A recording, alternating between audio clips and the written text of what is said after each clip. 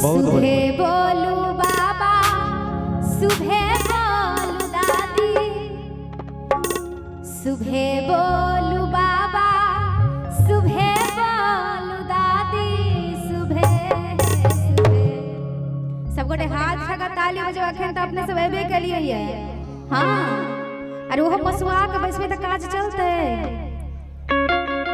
मुरी डोलवा से नहीं काज चलते, हाथ हिलवा से काज चलते। सुबह सुबह के